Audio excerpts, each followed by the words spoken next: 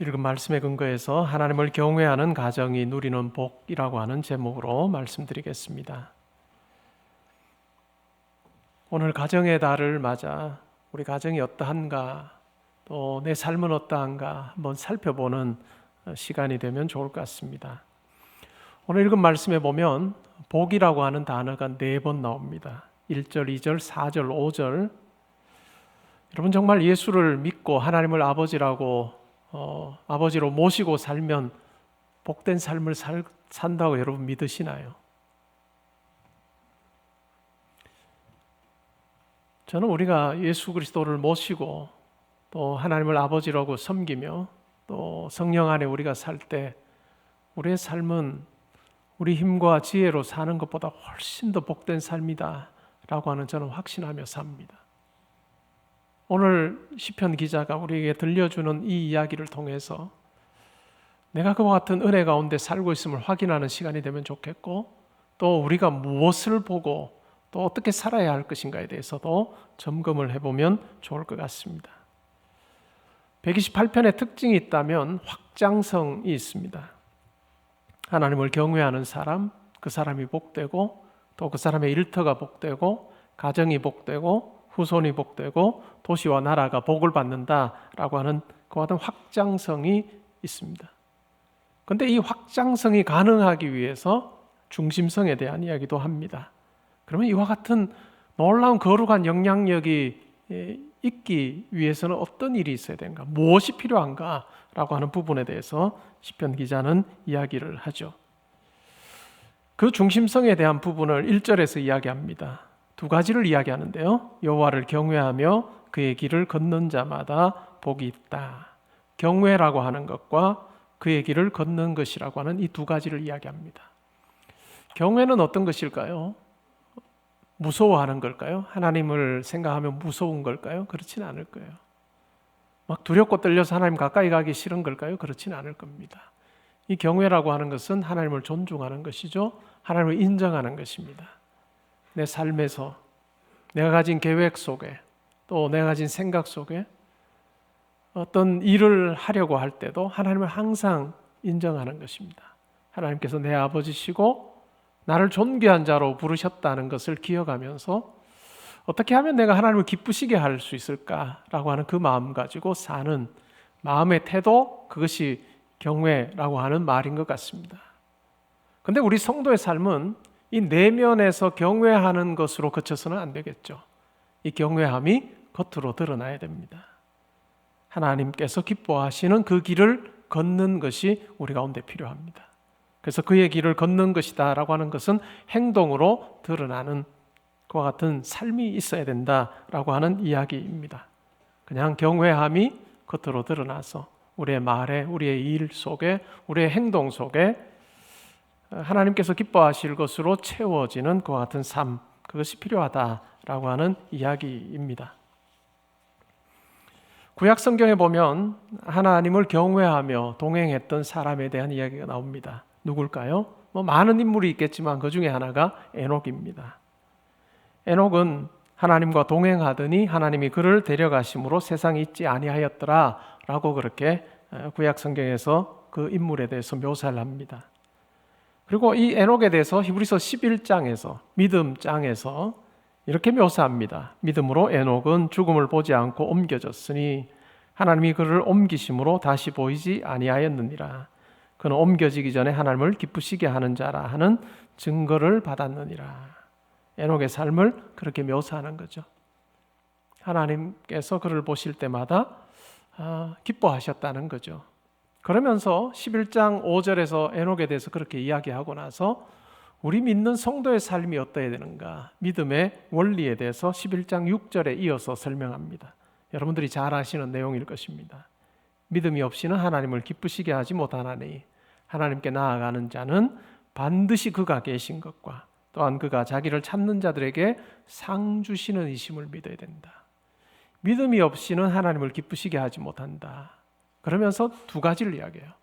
하나님께서 반드시 계시다는 것, 그것을 믿고 사는 것이고, 또 자기를 찾는 자에게 상 주시는 이시다라고 하는 것을 믿는 것이 필요하다라고 라고 하는 이야기입니다. 에녹의 삶만 그러했겠습니까? 아닙니다. 구약의 많은 인물들의 삶에 하나님께서 함께 하셨습니다. 그리고 그들과 동행하셨고 또 그들에게 복 주시고 또한 그들을 통해서 기뻐하셨다는 것, 우리는 성경을 읽을 때마다 확인하곤 합니다.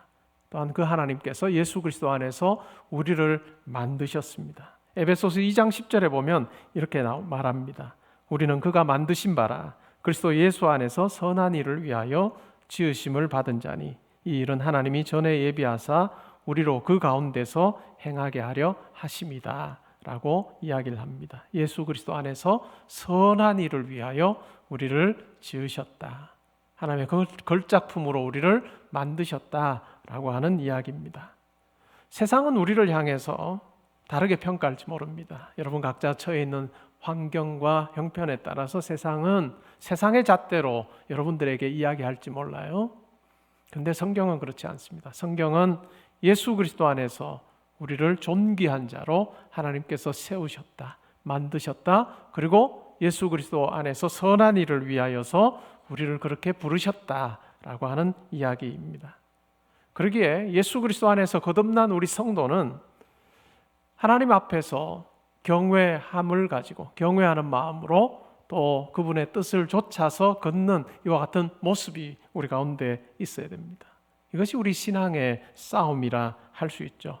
우리의 생각에, 우리가 가진 계획에, 또 우리가 하는 일에 하나님의 가장 소중한 분이심을 우리는 인정하면서 사는 그와 같은 몸부림이 우리 가운데 있어야 됩니다.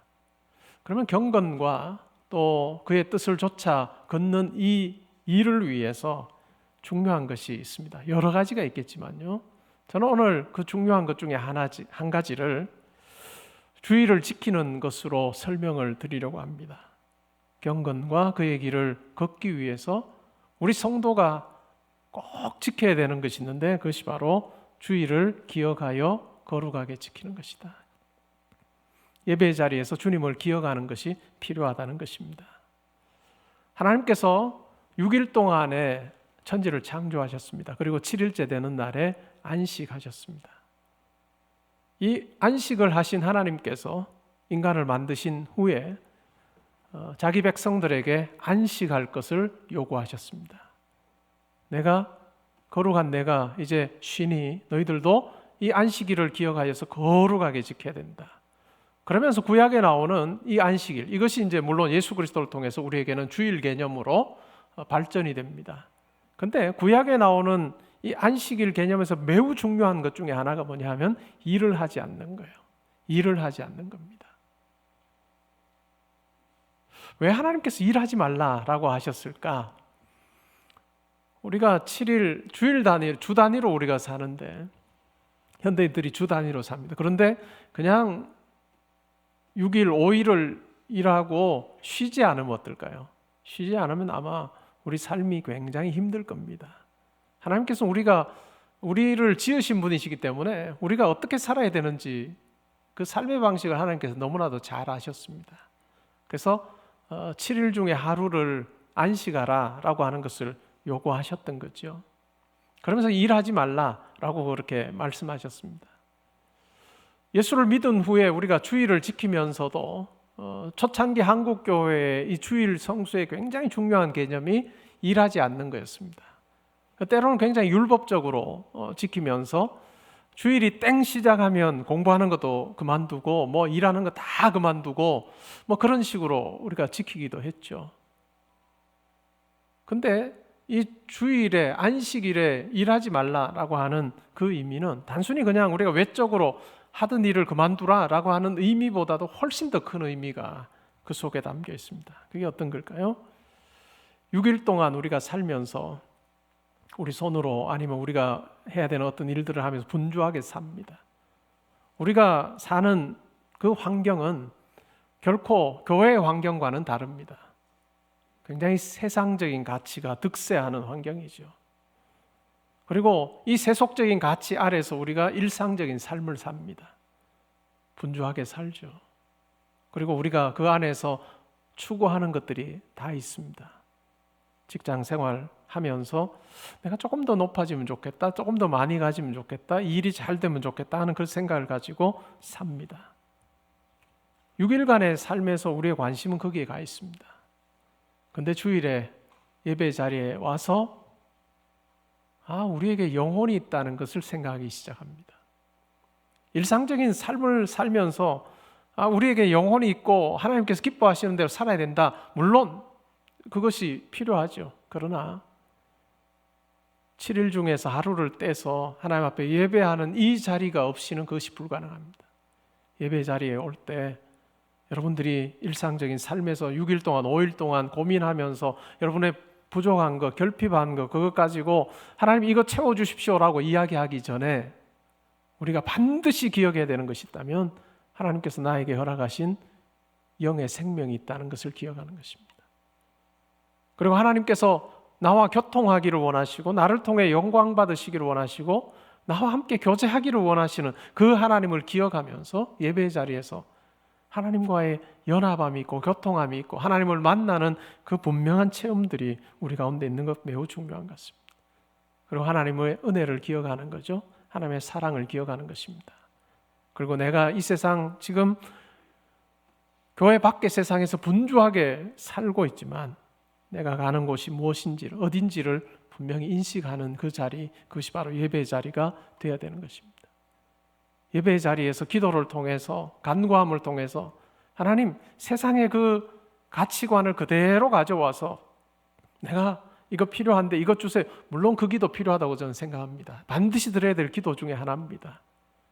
물질을 하나님 앞에 구하는 것 당연히 할 수 있습니다. 자녀인데 아버지께 그거 구하는 것 당연하지 않습니까? 건강의 복을 구하는 것 당연합니다. 우리 가운데 삶에 필요한 부분들을 하나님 앞에 요청하는 것 당연합니다. 그러나 그 이전에 그것보다 더 근본적인 부분을 우리가 생각해야 되는데 그것이 바로 하나님께서 내게 베풀어 주신 은혜입니다.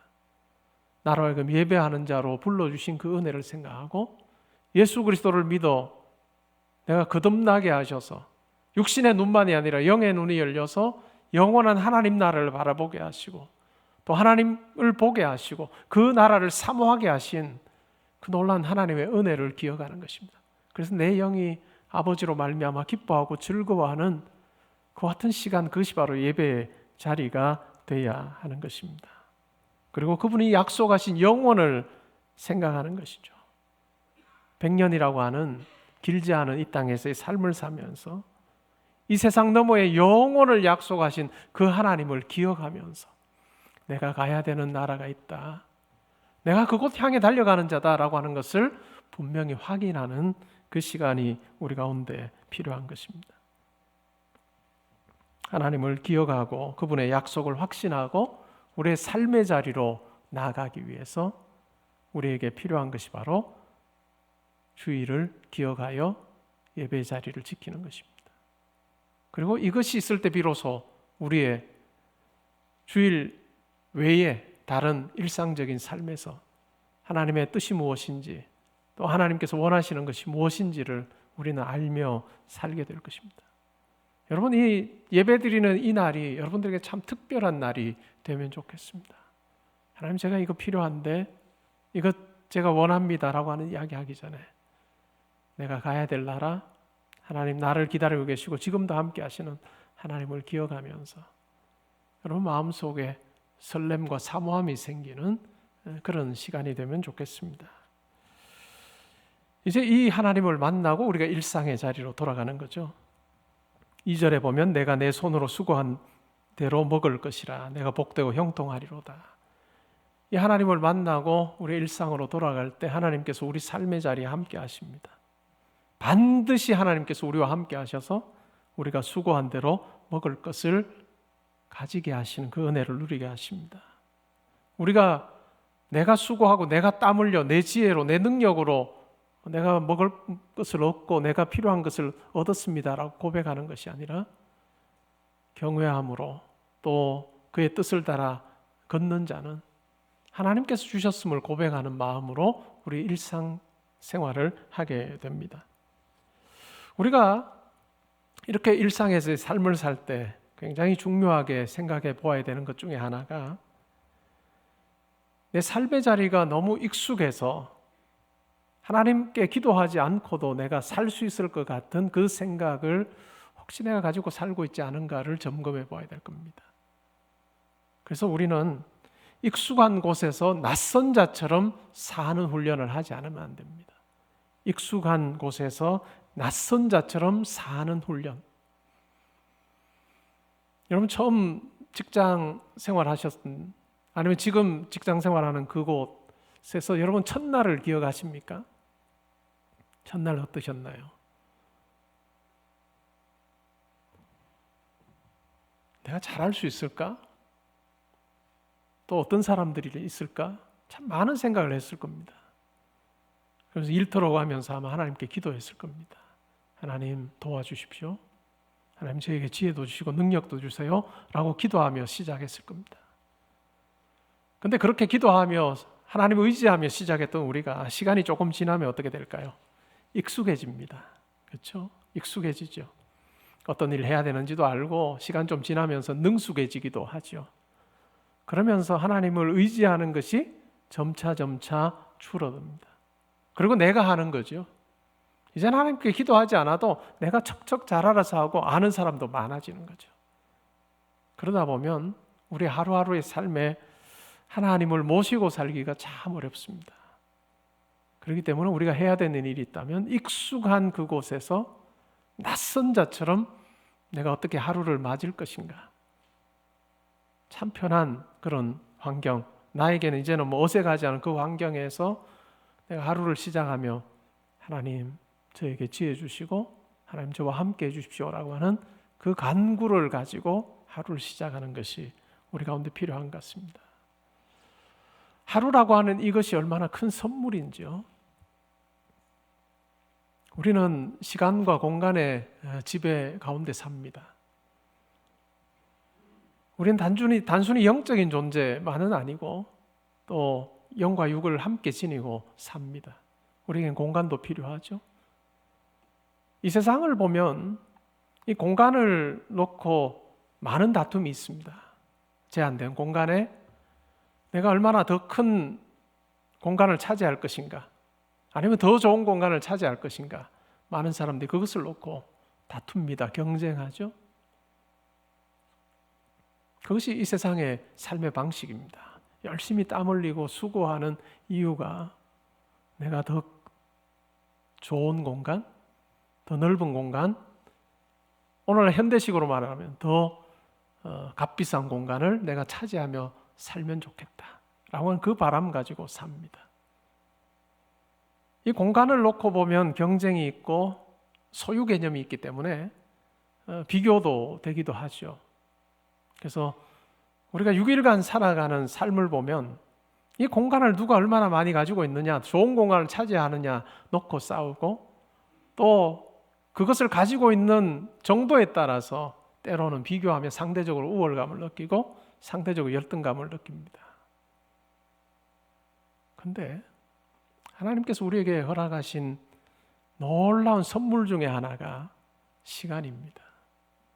하루라고 하는 시간이에요. 공간은 공유가 되지 않아요. 여러분 가지고 있는 집을 여러분 가족끼리는 공유하지만 다른 사람과 공유하지 않잖아요. 공간은 공유하지 않아요. 근데 시간은 묘한 것이, 시간은 모든 사람이 다 공유합니다. 공간은 특정한 누구의 소유가 되지만 시간은 하나님께서 이 세상을 사는 모두에게 다 공평하게 주신 거죠.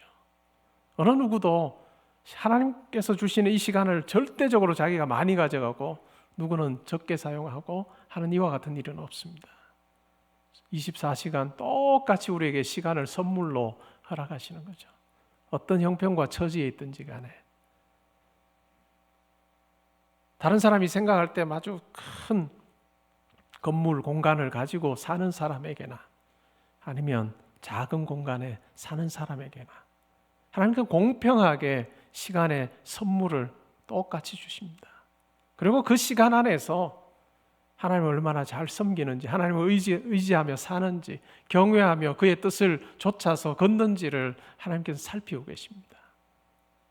오히려 우리 성도에게 필요한 것이 있다면 하나님께서 나에게 허락하신 하루라고 하는 시간 속에서 내가 어떻게 하나님을 영화롭게 할 것인가, 이 시간을 세상의 가치를 좇아서 더 많은 것, 더 높은 것, 더 좋은 것을 내가 얻기 위해서 그냥 다 쏟아붓지 아니하고 하나님을 위해서 내가 어떻게 사용할 것인가 고민하는 것, 그것이 바로 우리 성도에게 필요한 부분 같습니다. 그럴 때 비로소 우리 삶의 자리에서 하나님을 더 많이 생각하게 돼요. 여러분, 하루 시작하시면서 또 일터로 나가셔서 여러분 문을 열고 들어가면서 정말 감사함이 여러분 가운데 있으면 좋겠습니다. 오늘을 선물로 허락하신 하나님 감사합니다. 하나님, 제가 이 날을 통해서 하나님을 의지하며 하나님의 뜻을 행하며 살게 해주십시오라고 하는 그 고백이, 기도가 여러분 가운데 있을 때 그 하루는 영원히 준 선물이 될 겁니다.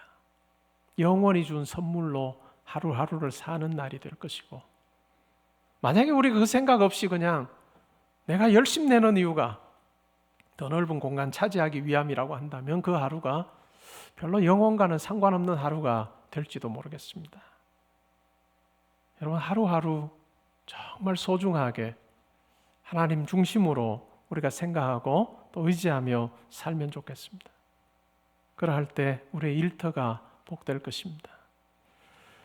흑인 인권 운동가로 활동을 했던 마틴 루터 킹 목사님이 있습니다. 그 목사님은 주로 연설을 할 때 주로 흑인들이 많았겠죠. 흑인들 어떤 삶을 주로 살았을까요? 미국 사회에서 주로 이렇게 여러 가지 육체 노동을 하는 그런 삶을 사는 사람들이었습니다. 그 당시는 더 그랬겠죠. 몰려있는 사람들에게 이렇게 이야기했습니다. 당신들 중에 길거리 청소하는 사람들 많죠. 길거리 청소할 때 이 마음으로 하십시오 라고 이야기를 했는데, 어떤 내용이냐면 미켈란젤로가 그림을 그리듯이, 유명한 화가 아닙니까? 그가 그린 그림 많은 사람들이 다 칭송하고 우러러보고 정말로 박수치는 그와 같은 그림 아닌가요? 미켈란젤로가 그림을 그리듯이, 베토벤이 작곡을 하듯이, 셰익스피어가 글을 쓰듯이, 다른 사람들 보기에는 하찮게 보이는 길거리 청소하는 그 일을 그 마음으로 하십시오 라고 그렇게 권면했습니다. 우리 각자의 삶의 자리가 다릅니다. 여러분 하루 동안에 하시는 일이 다 달라요. 근데 그 일이 정말 하나님 보시기에 가장 아름다운 일이 될 수 있도록, 하나님, 제가 하는 이 일 속에 함께 하셔서 하나님 영광 받으시기를 원하고 하나님께서 기뻐하시는 그 같은 일 되기 원합니다 라고 하는 그 마음으로 여러분 하루를 지내시면 좋을 것 같습니다. 그러할 때 여러분의 일터가 하나님께서 함께 하시는 공간이 될 것입니다. 그리고 3절에 보면 가정으로 넘어가요. 내 집 안방에 있는 내 아내는 결실한 포도나무 같으며 내 식탁에 둘러앉은 자식들은 어린 감람나무 같다. 하나님께 주시는 평안이 있고 기쁨이 있는 가정의 모습을 떠올리게 됩니다. 하나님 앞에서 경외함을 가지고 그분의 뜻을 좇아 걷는 자, 일터가 복되게 하시고 가정이 복되게 하신다라고 하는 이야기이죠. 호수에 돌멩이를 던지면 어떨까요? 돌멩이가 떨어진 그곳에 파동이 일어납니다. 파장이 일어나서 동심원으로 쭉 펴져가죠. 경건한 한 사람의 삶을 통해 일터에, 또한 가정에, 또 후손들에게, 또 더 넓은 사회에 거룩한 영향력이 끼쳐지는 그 내용에 대해서 오늘 본문은 이야기를 합니다. 우리 부모로서 살면서 자녀들에게 이와 같은 경외함으로 하나님의 뜻을 좇아 살게 하는 그 같은 삶의 모습을 보여주는 것은 참 중요한 것 같습니다. 과연 여러분들의 삶은 어떠신지요? 과연 부모로서의 아름다운 본보기가 되고 있는지요? 제가 지금 40대, 30대 부부 사랑방 신방을 합니다. 신방을 하면서 제가 그런 이야기를 했어요.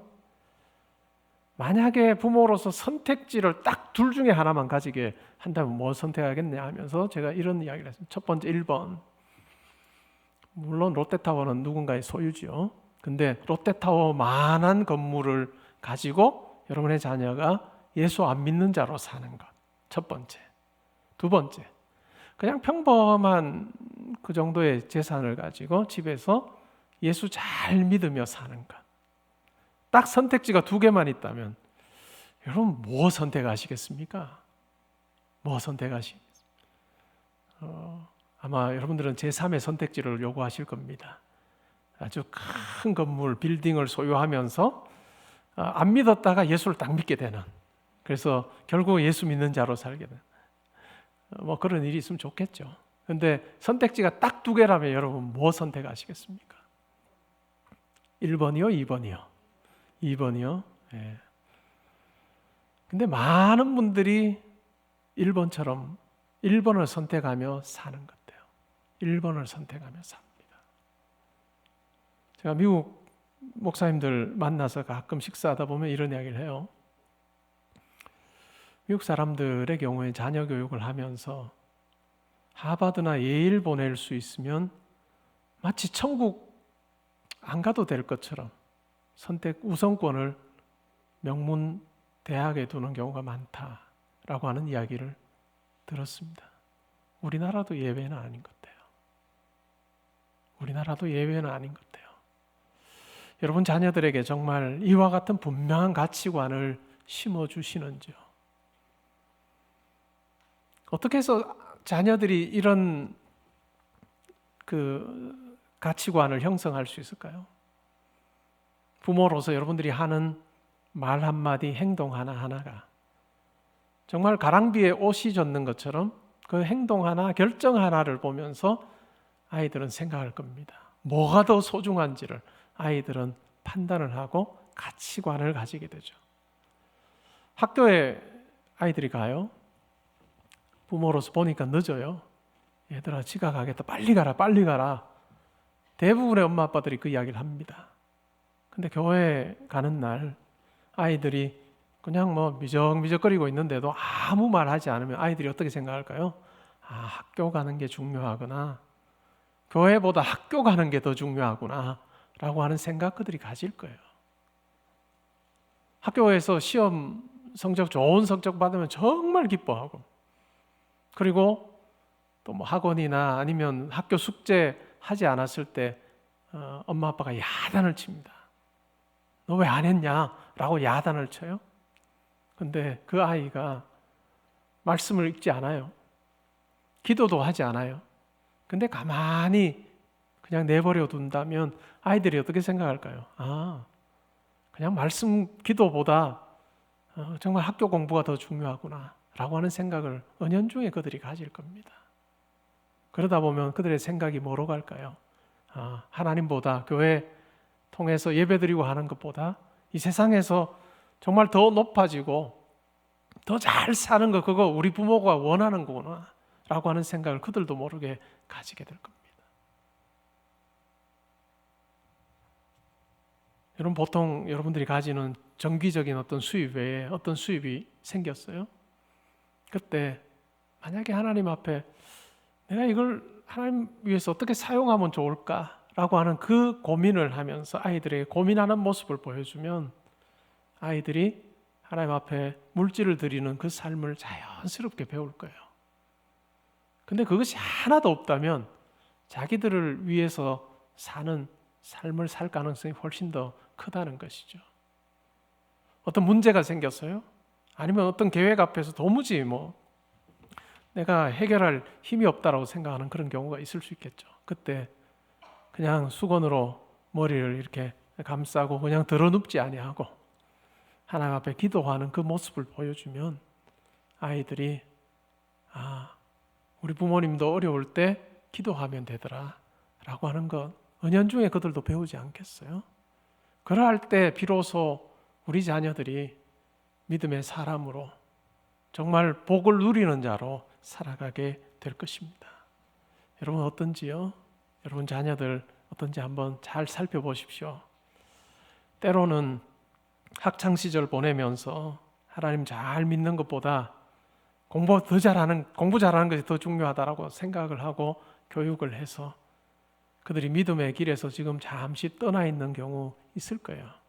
제가 신방하다 보면 참 많습니다. 어떻게 하면 좋을까요? 어떻게 하면 좋을까요? 하나님 앞에서 여러분들이 이것의 심각성을 깨닫고 여러분 기도하셔야 돼요. 기도하셔야 돼요. 왜냐하면 우리만 천국 갈 수 없잖아요. 우리 자녀들도 천국 가야죠.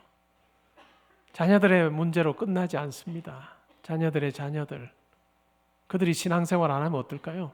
하나님 모르는 자로 살 가능성이 훨씬 더 크지 않습니까? 그렇기 때문에 우리가 우리 자녀들에게 지금이라도, 여러분들이 생각하기에 시간이 많이 지났다라고 생각할지 모르지만 지금이라도 이야기하시는 게 좋습니다. 뭐부터 이야기할까요? 내가 너희들을 키우면서는 공부하는 것이 더 중요한 것 같아서 그렇게 키웠는데 내가 잘못했다. 내가 잘못한 것 같다. 나를 용서해다오. 그리고 내가 보니까 그것보다 더 중요한 게 예수 잘 믿는 게 더 중요한 것 같다 라고 분명하게 이야기하면서 여러분들의 자녀들이 믿음의 길로 돌아올 수 있도록 여러분들이 도와주는 것이 여러분의 사명인 것 같습니다. 그럴 때 비로소 4절에 보라, 여호와를 경외하는 자들이 이같이 복을 받는다 라고 이야기할 수 있고, 또한 이 복이 후손들로 또 더 넓은 사회로 이어지는 것을 경험하게 될 것입니다. 여러분, 오늘이 가장 빠른 날일 거예요. 여러분들이 자녀들에게 이야기할 수 있는 가장 빠른 날이 바로 오늘일 것입니다.